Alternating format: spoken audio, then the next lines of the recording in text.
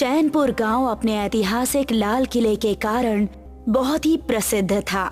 इस लाल किले को देखने लोग दूर दूर से आया करते थे। इसी गांव में रवि नाम का युवक रहता था। रवि, अरे अब उठ भी जाओ, दोपहर हो चुकी है। हाँ उठ गया, बस कुछ देर और माँ। क्या पता कब उठोगे बेटा, हमारा तो अब बुढ़ापा भी आ गया, पर तुम अब तक नहीं उठ पाए। सोचा था तुम सहारा बनोगे, पर अब तुम अपने लिए ही खड़े हो जाओ तो भी हम संतुष्ट हो जाएंगे। लो बाबा उठ गया, अब मिली शांति। हे भगवान, पता नहीं क्या होगा इस लड़के का। उम्र मेहनत की है और काम टके का नहीं। कांता और नरेंद्र की बातें सुनकर रवि गुस्से से घर से बाहर चल पड़ा। मुझे कामचोर कहते हैं, पर मैं काम करके क्या करूंगा, बस बिना बात की मेहनत। रवि सोच में डूबा हुआ एक बरगद के पेड़ के पास बैठा था कि तभी एक बाबा आकर रवि से कहते हैं, बेटा, इस पेड़ के नीचे मुझे ध्यान लगाने के लिए बैठना है। तुम उठकर कुछ दूर बैठ जाओ और मुझे यहाँ ध्यान लगाने के लिए बैठने दो। नहीं नहीं, मैं यहाँ से नहीं उठने वाला। वो क्यों बेटा? मुझे काम करना पसंद नहीं। क्यों बैठे हो आलस में कि तुमसे राम कहा न जाए? आप भी मुझे सबकी तरह ऐसे ही कह रहे हैं। आपको तो पता होना चाहिए कि काम करने से कुछ नहीं होगा। आप भी तो बस ध्यान में ही बैठे रहते हैं। अच्छा, तो ये बात है। बाबा ने कुछ सोचा और मुस्कुरा कर कहा, बेटा, तुम यदि मुझे यहाँ ध्यान लगाने दोगे तो मैं तुम्हें एक वरदान दूंगा। अच्छा ठीक है ठीक है, आप जल्दी से मुझे वरदान दीजिए, फिर मैं आपको अपने स्थान पर बैठने दूंगा। अवश्य, किंतु एक शर्त पर बेटा। शर्त? कैसी शर्त? कि जो वरदान प्राप्त करोगे उसका दुरुपयोग नहीं करोगे, तभी वो वरदान फलित होगा। हाँ बाबा, मैं वरदान का कोई दुरुपयोग नहीं करूंगा। आप बस मुझे जल्दी से वरदान दे दीजिए। ठीक है, मैं तुम्हें किसी भी चीज को गायब या प्रकट करने की शक्ति दे देता हूँ। बस तुम्हें ये मंत्र कहना है, ओम भट गायब हो जा स्वाहा, ओम भट प्रकट हो जा स्वाहा। फिर बस चुटकी बजाओ और कार्य पूरा होगा। जी बाबा, मुझे मंत्र याद हो गया। अब आप बैठिए, मैं यहाँ से चला। बाबा से मंत्र पाकर रवि अपने रास्ते चल पड़ा। अब क्या किया जाए? इस मंत्र का उपयोग कहाँ किया जाए, और क्या ये मंत्र काम भी करता है? रवि को तभी एक युवक बैग लेकर जाते हुए दिखा। अगर इस बैग को गायब कर दूं और बेच दूं तो बिना मेहनत के पैसे आ जाएंगे। ओम भट गायब हो जा स्वाहा। अरे मेरा बैग कहाँ गया? अब मैं क्या करूं? रवि मुस्कुराते हुए कुछ दूर आगे चलता है और फिर से वही मंत्र बोलता है, ओम भट बैग प्रकट हो जा स्वाहा। अरे वाह, बैग तो सच में वापस आ गया। ये मंत्र तो सच में बड़े काम का है। वाह भाई, बढ़िया पैसे बन जाएंगे। अब तो मेहनत से छुटकारा।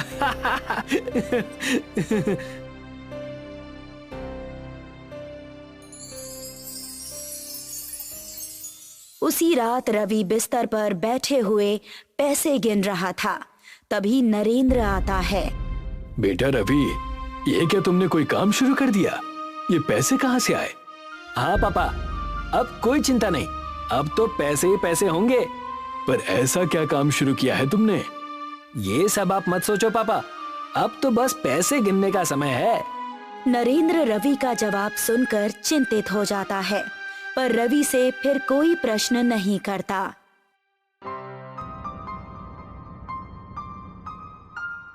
रवि फिर से एक नई चोरी की खोज में निकलता है और तभी उसे एक गहनों से लदी हुई औरत दिखाई देती है।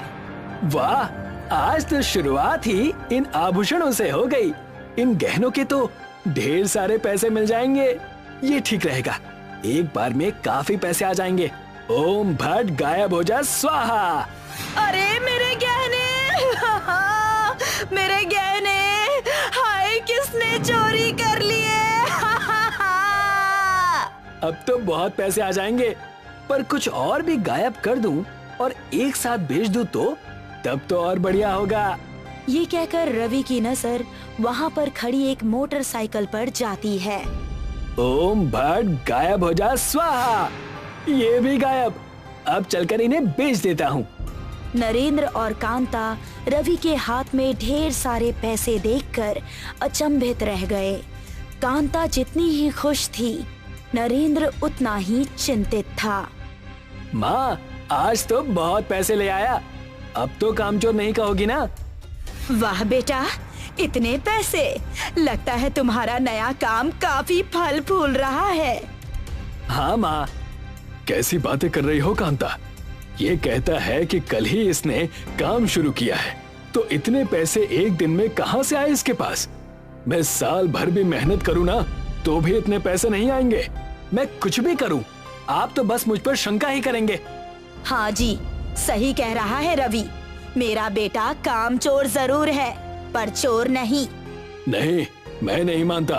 तुम इससे पूछो कि इसने इतने पैसे कहां से लाए। आप साल भर में भी इतना कमा नहीं सकते, तो इसी वजह से इतनी शंका हो रही है ना आपको? तुम यहाँ से चले जाओ और अब यहाँ वापस मत आना। हमें ऐसे पैसे नहीं चाहिए जो गलत तरह से कमाए गए हो। हाँ हाँ, जाता हूँ मैं भी यहाँ पर अब एक पल नहीं बिताना चाहता। रवि की कटाक्ष बातें सुन नरेंद्र और कांता की आंखों में आंसू आ गए।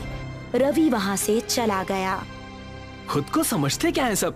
पैसे नहीं थे तो इतनी बड़ी बातें, और अब है तो इतनी सारी शंकाएं। चोरी थोड़ी की है भाई। हाँ हाँ, बस गायब किया है, चोरी नहीं। रवि गांव के मुंशी महिपाल के पास जाता है। महिपाल जी, वो जरा आपसे एक काम था। कैसा काम रवि? मुझे एक घर खरीदना है, बड़ा सा। ये रहे पैसे। इतने पैसे कैसे? वो एक काम शुरू किया था, उसमें ही मिले हैं महिपाल जी। अच्छा, वैसे रवि तुमने सुना गांव में बहुत चोरियां हो रही हैं। कहना क्या चाहते हैं? अरे भाई कुछ नहीं, आओ तुम्हें घर दिखा देता हूँ। 1 महीना बीत चुका था। रवि अपने नए घर में बैठा कुछ सोच रहा था। अब तो ये घर भी ले लिया, पर पैसे अब कुछ ही दिनों में समाप्त हो जाएंगे। अब क्या करूं? फिर से गहने गायब करूं क्या? नहीं, इतनी छोटी छोटी चीजों से अब काम नहीं होगा, वरना फिर कुछ महीनों में मुझे काम करना पड़ेगा। ऐसा करता हूँ, बाहर कुछ ढूंढता हूँ कि कई वर्षों तक उठना ही ना पड़े काम के लिए। रवि महिपाल से कुछ पता करने उसके घर जाता है। महिपाल जी, कैसे हैं आप? मैं तो ठीक ही हूँ रवि। ये बताओ, आना कैसे हुआ? बस ऐसे ही एक सवाल उठा मन में, तो आपके पास चला आया। कैसा सवाल? चैनपुर की सबसे प्रसिद्ध और मूल्यवान वस्तु कौन सी है? चैनपुर तो अपने ऐतिहासिक लाल किले के कारण प्रसिद्ध है, और उससे ज्यादा मूल्यवान चीज यहाँ तो कोई नहीं। हाँ, सही कहते हैं। तो सोच रहा हूँ फिर आज देख ही आऊं लाल किले को। अच्छा, मैं चलता हूँ महिपाल जी। रवि अपना मन बनाकर लाल किले की ओर निकल पड़ता है। महिपाल रवि को शंका की नजरों से देखता है और उसका पीछा करता है। वाह भाई, जितनी भी बार देखो ये लाल किला उतना ही सुंदर और अद्भुत लगता है। यही नहीं, इसमें तो कई सारी मूल्यवान चीजें भी होंगी। वर्षों तक काम की तरफ मुंह नहीं मोड़ना होगा। ये रवि आखिर कर क्या रहा है? काम तो करता नहीं, तो फिर इतने पैसे कहां से लाता है? जरूर गांव में जो चोरियां हुई हैं, उनमें इसी का हाथ है। अब क्या चोरी करूं? इस ऐतिहासिक और मूल्यवान लाल किले से? क्यों ना ये पूरा लाल किला ही गायब कर दूं? पैसों की मानो वर्षा हो जाएगी मुझ पर। 7 पुश्तों तक काम नहीं करना होगा। ओम भट गायब हो जा स्वाहा। ये क्या हुआ? महिपाल की तरह ही इस अविश्वसनीय दृश्य को देखकर वहां खड़े सभी लोग चकित के चकित रह गए।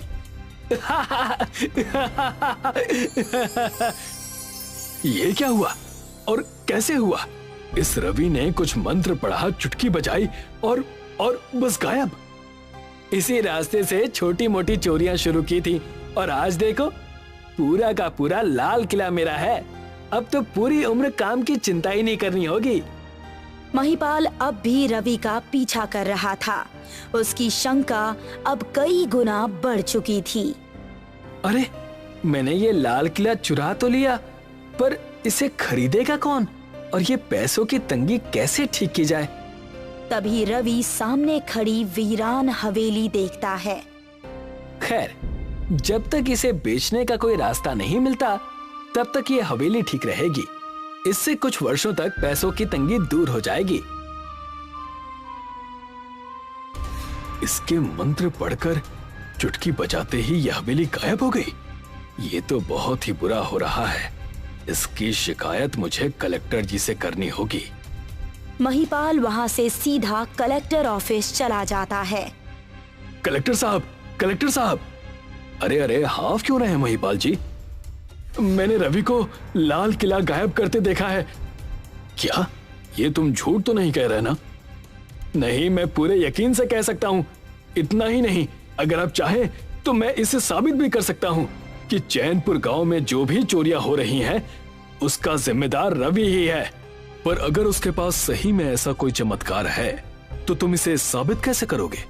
रवि घर खरीदने मेरे ही पास आया था और आज ही उसने रास्ते से एक हवेली चोरी की है। उसे बेचने वो जरूर आएगा। यदि वो हवेली हूबहू आज की हवेली जैसी ही रही तब ये साबित हो जाएगा कि चोर रवि ही है। ठीक है, ऐसा ही करते हैं। जैसा महिपाल ने सोचा, ठीक उसी तरह रवि महिपाल के घर आया। अरे रवि, क्या बात है? महिपाल जी, मुझे तो एक घर बेचना था। मैंने सोचा कि आपसे पूछ लूं। हाँ, सही किया जो यहाँ आ गए तुम। वैसे ये नया घर है कहाँ? बस मेरे घर के बगल में ही बनाया है। आप कल सुबह 9 बजे आ जाइएगा महिपाल जी। अच्छा, ठीक है जी। अब मैं चलता हूँ। रवि के जाते ही कलेक्टर बाहर आते हैं और महिपाल उनसे कहता है, कलेक्टर साहब, हम कल समय से पहले वहां पहुंचकर इसे रंगे हाथ पकड़ेंगे। अब ये रवि रंगे हाथों पकड़ा जाएगा।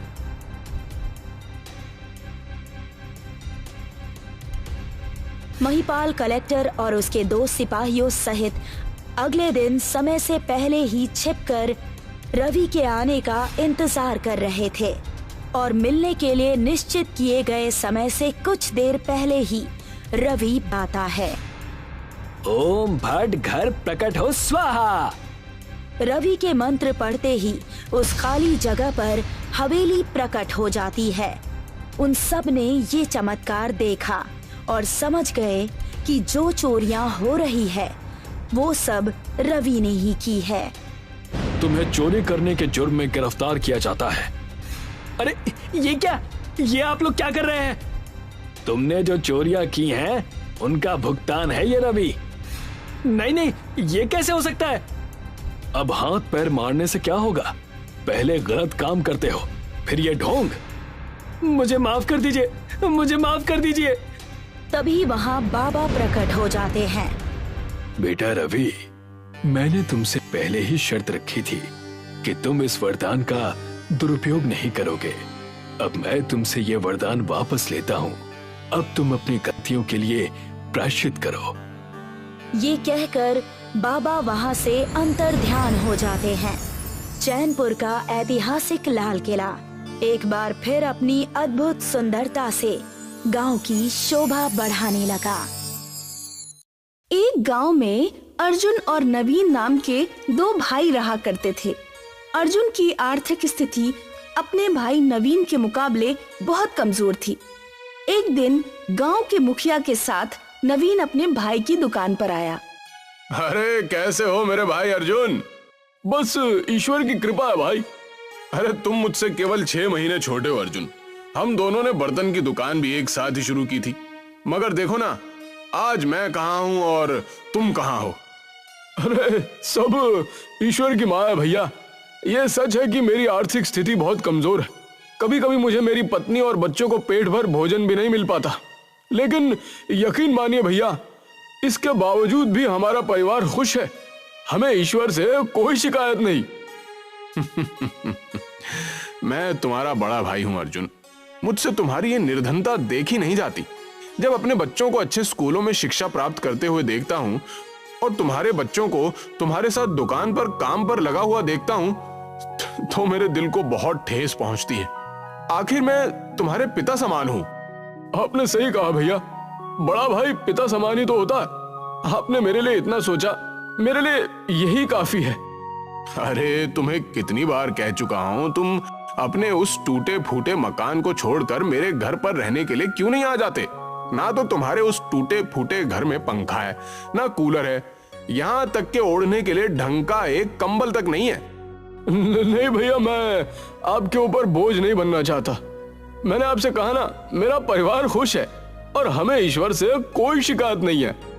अरे देखो अर्जुन, मैं तुम्हारा बड़ा भाई हूं, तुम्हारे भले की ही बात करूंगा ना। तुम्हारा वो टूटा फूटा घर जिस जमीन पर है, वो जमीन एक हाईवे के किनारे पर स्थित है। आजकल हाईवे के किनारे की जमीन के दाम अच्छे खासे मिल रहे हैं। मेरी जान पहचान भी है, तुम कहो तो मैं खरीदार से बात कर लेता हूं। तुम्हें अपने उस मकान की अच्छी कीमत भी मिल जाएगी और तुम उसके बाद एक नया व्यवसाय भी शुरू कर सकते हो और दूसरा मकान भी खरीद सकते हो। नवीन की बात सुनकर अर्जुन गहरी सोच में पड़ गया। तभी नवीन के बगल में खड़ा हुआ गांव का मुखिया मुस्कुराते हुए बोला, अरे नवीन बिल्कुल सही बोल रहा है अर्जुन। आज के दौर में कौन सा ऐसा बड़ा भाई होगा जो अपने छोटे भाई के लिए इतना सोचता है। नवीन दिल का बहुत स्वच्छ है और तुम्हारी बहुत चिंता करता है। देखो, मैं जानता हूँ कि ये फैसला तुम्हारे लिए कठिन है। तुम कुछ दिन और सोच लो और अच्छी तरह समझ लो। मुखिया जी सही बोल रहे हैं अर्जुन, और जब तक तुम मेरे घर में आराम से रह सकते हो। वैसे भी हम दोनों भाई हैं, विवाह से पहले हम दोनों साथ में एक घर में ही तो रहते थे। मुझे सोचने के लिए थोड़ा समय चाहिए भैया। कोई बात नहीं, ठीक है, पर ज्यादा समय मत लेना, नहीं तो जमीन का खरीदार दूसरी जमीन खरीद लेगा। इतना कहकर नवीन मुखिया के साथ वहां से चला गया। दरअसल नवीन एक लालची व्यक्ति था। उसकी नजर अर्जुन की जमीन पर बहुत पहले से थी और अर्जुन एक बहुत सीधा साधा व्यक्ति था जो अपने भाई का बहुत सम्मान करता था। नवीन ने बंटवारे के दौरान भी संपत्ति में काफी घपला भी किया था। उसकी बेईमानी को सिर्फ अर्जुन और नवीन के पिताजी जानते थे, मगर अर्जुन को बताने से पहले ही वो इस दुनिया से चले गए। अब नवीन की नजर अर्जुन के उस मकान पर थी जो कि हाईवे के बगल में एक झोपड़ी के रूप में बना हुआ था। रास्ते में मुखिया नवीन से बोला, तुम्हें क्या लगता है नवीन, क्या अर्जुन तुम्हारी बात को मानेगा? मैं अपने छोटे भाई को बहुत अच्छी तरह से जानता हूँ मुखिया जी। वो एक नंबर का मूर्ख व्यक्ति है। अपनी मूर्खता की वजह से ही वो आज तक कभी धन नहीं कमा पाया।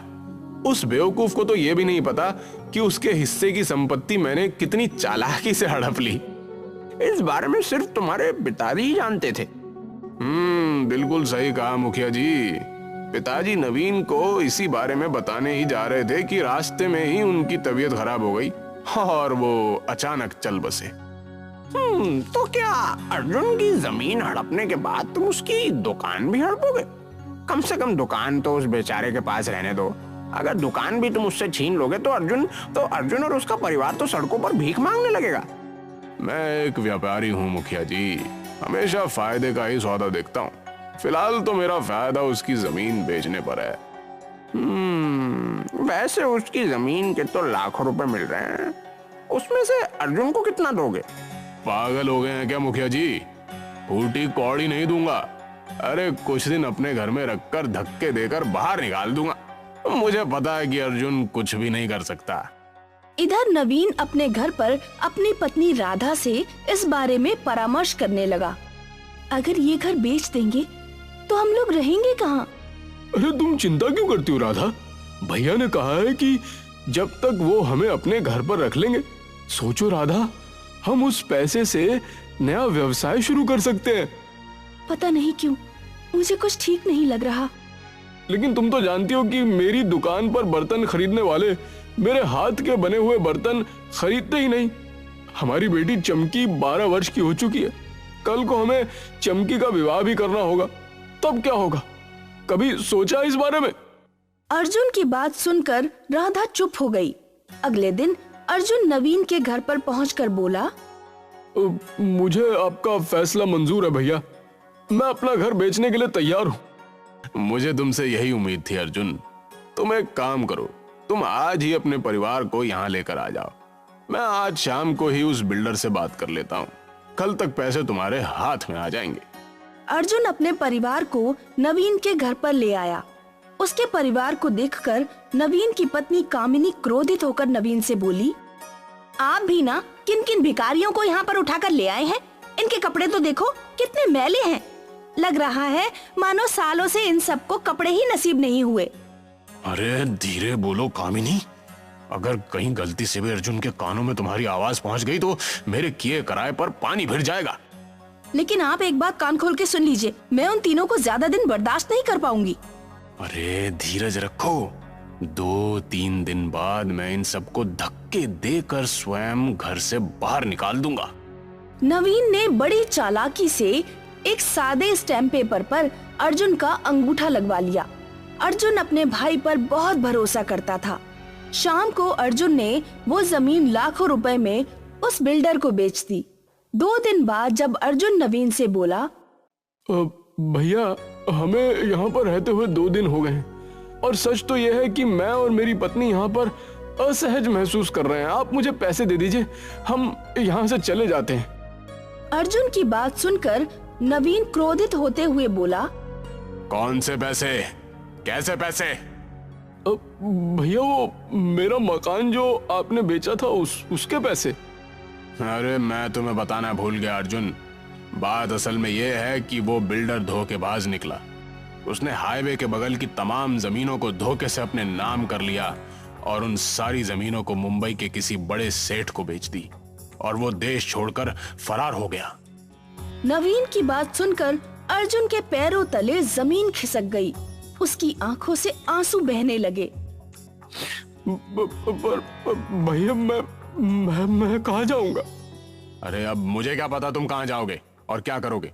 अब तुम्हारी किस्मत ही इतनी फूटी है तो उसमें मेरा क्या दोष। और सुनो, आज शाम को ही तुम अपनी पत्नी और बेटी को यहाँ से लेकर चले जाना। हाँ, मेरी पत्नी तुम सबके साथ स्वयं असहज महसूस कर रही है। लेकिन भैया मैं कहाँ जाऊंगा? मेरे पास तो और कोई घर भी नहीं है। वो सब मुझे नहीं पता। देखो, वो सब मुझे नहीं पता। तुम मेरे छोटे भाई हो, इसलिए मैं तुमसे सिर्फ जुबान से कह सकता हूँ। अगर शाम तक तुम नहीं गए तो मेरी पत्नी बहुत गुस्से वाली है। कहीं वो तुम्हें और तुम्हारी पत्नी को अपमानित करके घर से धक्के देकर बाहर ना निकाल दे। देखो, समझदार के लिए इशारा ही काफी होता है। अर्जुन रोता हुआ अपनी पत्नी और बेटी को वहां से ले जाकर अपनी दुकान पर बैठ गया। अर्जुन रात भर रोता रहा। तुम्हारे भाई ने हमारे साथ धोखा किया है। मैंने भैया पर कितना विश्वास किया। चिंता मत कीजिए, जरूर इसमें हमारे लिए ईश्वर की तरफ से कोई न कोई भलाई होगी। आप एक काम क्यों नहीं करते? आपकी बिक्री यहाँ नहीं होती। आपके बनाए हुए बर्तन बहुत ही अच्छे होते हैं। आप उन बर्तनों को शहर में जाकर क्यों नहीं बेचते? हिम्मत हारने से क्या होगा? अगले दिन अर्जुन अपनी पत्नी के कहे अनुसार अपने बनाए हुए बर्तन दूसरे गांव में जाकर बेचने लगा। अर्जुन ये देखकर हैरत में पड़ गया कि उसके बर्तन एक ही दिन में सब बिक गए। राधा, तुम बिल्कुल सही कह रही थी। मेरे हाथ के बने हुए बर्तन हमारे गांव में नहीं बिकते थे, मगर दूसरे गांव में तो सारे बर्तन बिक गए। अब मैं खूब मेहनत करूंगी। अर्जुन नए बर्तन बनाने में जी जान से जुट गया। एक दिन अर्जुन अपने बर्तन बेचकर अपने गांव वापस लौट रहा था। गर्मी ज्यादा थी। गर्मी की वजह से अर्जुन एक पेड़ के नीचे बैठ गया कि तभी एक बूढ़ा व्यक्ति बड़ी सी पोटली लिए हुए अर्जुन के पास आकर बोला, क्या मैं यहाँ बैठ सकता हूँ कुछ देर के लिए? क्यों नहीं बाबा, ये जंगल तो सबका है और इस पेड़ पर मेरा नाम थोड़ी लिखा हुआ है। मुझे बहुत जोरों से प्यास लगी है, बूढ़े की बात सुनकर अर्जुन ने अपनी बोतल उस बूढ़े को दे दी। बूढ़ा एक ही सांस में सारा का सारा पानी पी गया। तुम तो बहुत ही अच्छे व्यक्ति हो। वैसे काम क्या करते हो? वो बर्तन बनाकर गांव में बेचता हूँ। अर्जुन की बात सुनकर बूढ़े व्यक्ति की आंखों में चमक आ गई। उसने अपनी पोटली खोल दी। अर्जुन ने देखा उस पोटली में ढेर सारे बर्तन और एक बड़ी सी कढ़ाई रखी हुई थी। तुमने मुझे पानी पिलाया, तुम इस कढ़ाई को ले जाओ। मैं तुम्हें ये कढ़ाई भेंट स्वरूप देना चाहता हूँ, क्योंकि ये मामूली कढ़ाई नहीं है। अब क्षमा करना बाबा, मैं आपकी भेंट स्वीकार नहीं कर सकता। मैं एक मेहनती व्यक्ति हूँ और मैं अपनी मेहनत पर विश्वास करता हूँ। जीवन में कभी भी तुम्हें आवश्यकता पड़े तो यहाँ पर चले आना, और वैसे भी तुम्हें बहुत जल्दी आवश्यकता पड़ने वाली है। इतना कहकर बूढ़ा व्यक्ति वहाँ से चला गया। अरे मुझे तो लगता था मैंने अपने छोटे भाई को बर्बाद कर दिया है, लेकिन ये तो फिर तरक्की कर गया। अरे आखिर तुम्हें अपने छोटे भाई से दिक्कत क्या है? अरे क्योंकि पिताजी बचपन से ही उसे मुझसे ज्यादा प्यार करते थे। मैंने बचपन में ही तय कर दिया था कि मैं अपने छोटे भाई को बर्बाद कर दूंगा। लेकिन अब तुम कुछ नहीं कर सकते। उसके पास जमीन थी, तुमने छीन ली। अब वो तुम पर विश्वास कभी नहीं करेगा। कोई बात नहीं, मैंने एक सादे स्टैम्प पेपर पर उसके अंगूठे के निशान ले लिए थे। कल मैं उसकी दुकान पर और उसके सारे बर्तनों पर भी कब्जा कर लूंगा। फिर देखता हूँ वो क्या करता है। अगले दिन नवीन ने जाकर अर्जुन को धक्के देकर उसकी दुकान से बाहर निकाल दिया और उसके सारे बर्तन भी छीन लिए। अर्जुन रोता हुआ अपने परिवार को लेकर पूरी तरह से सड़क पर आ गया। वो अपने परिवार को लेकर रोता हुआ उसी जंगल की ओर आ गया, जिस जंगल में एक दिन पहले उसको बूढ़ा व्यक्ति मिला था। अर्जुन उसी पेड़ के पास बैठकर रोने लगा। तभी वो बूढ़ा व्यक्ति अर्जुन के पास आकर बोला, मैंने तुमसे कहा था ना कि तुम्हें बहुत जल्दी आवश्यकता पड़ने वाली है। अर्जुन रोते हुए सारी घटना उस बूढ़े को बताने लगा। मैं सब जानता हूँ। मैं तुम्हें जो बर्तन देने वाला था, अगर चाहता तो कल ही जबरदस्ती दे सकता था, पर तुम्हारा बड़ा भाई इसे भी छीन लेता। इतना कहकर उसने वही कढ़ाई अर्जुन के सामने निकालकर रख दी। इस कढ़ाई को देख रहे हो? इस कढ़ाई को तुम जमीन में गाड़ देना। इसमें से बर्तनों का एक बहुत बड़ा पेड़ उग जाएगा। लेकिन बाबा, ऐसा कैसे हो सकता है? दरअसल ये धरती रहस्य से भरी हुई है बेटा। जिस तरह से तुम ये जंगल देख रहे हो, उसी तरह से इस धरती पर बर्तनों के पेड़ के जंगल भी मौजूद हैं। मैं उसी जंगल का रहने वाला हूँ। उस दिन मैं थका हारा अपने जंगल में जा रहा था और तुमने मुझे पानी पिलाया, इसलिए तुम्हारी मदद करना मेरा कर्तव्य है। इतना कहकर वो बूढ़ा वहाँ से चला गया। अर्जुन ने उस बूढ़े के कहे अनुसार उस बर्तन को जमीन में गाड़ दिया। अगले दिन जब अर्जुन सोकर उठा तो उसने देखा कि उसके सामने एक लंबा बर्तनों का वृक्ष लगा हुआ था और उस कढ़ाई का आकार बहुत बड़ा हो गया था। अर्जुन के सामने उस कढ़ाई के अंदर एक सुंदर 3 मंजिल का मकान बना हुआ था। उस मकान में हर चीज स्थित थी और वहाँ गार्डन भी था। उस गार्डन में तरह तरह के बर्तनों के पेड़ लगे हुए थे। देखा राधा, लगता है वो बूढ़ा व्यक्ति मायावी था। ईश्वर ने हम पर कृपा की है, उसने हमें रहने के लिए घर भी दे दिया। अर्जुन अपने परिवार के साथ उस कढ़ाई में बने हुए घर में रहने लगा। अर्जुन रोज बर्तन तोड़कर बाजार में बेचने जाता। देखते ही देखते अर्जुन अमीर हो गया। यही बात जब उसके भाई नवीन को पता चली तो वो जल भुन गया। बस बहुत हो गया। अब मैं अपने छोटे भाई को जीवित ही नहीं छोड़ूंगा। अरे तुम्हारा दिमाग तो ठीक है, तुम इतना नीचे गिर जाओगे ये मैंने नहीं सोचा था। इसमें मैं तुम्हारा साथ नहीं दे सकता।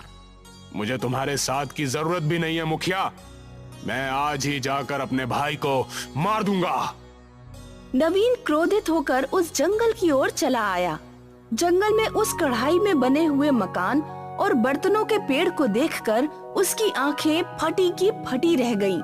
नवीन गुस्से से उस घर में घुस गया कि तभी एक बड़ा सा बर्तन उसके सर पर गिर गया और नवीन की मौत हो गई। नवीन का मृत शरीर देखकर अर्जुन की आंखों से आंसू बहने लगे। बुरे का अंजाम हमेशा बुरा ही होता। तुम अब भी बुरे मन से ही मेरे पास आए थे और ईश्वर ने तुम्हें इसकी सजा दे दी। अर्जुन आज भी उस जादुई कढ़ाई के मकान में ही रहता है।